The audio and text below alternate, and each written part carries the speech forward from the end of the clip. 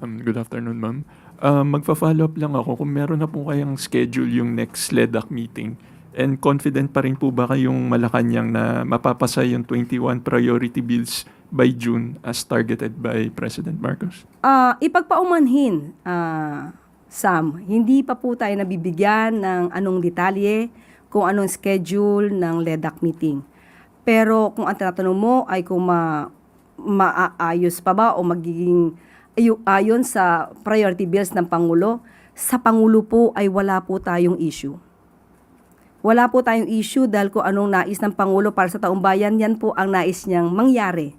Pero hindi po natin masasagot kung hanggang saan ang kakayahan ng Senado sa ngayon. Bali, ang Senate po ba yung may issue na tinutukoy po nila? Sila naman po yung merong issue sa ngayon.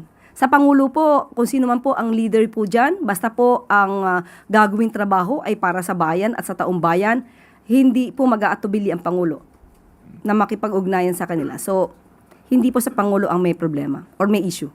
On another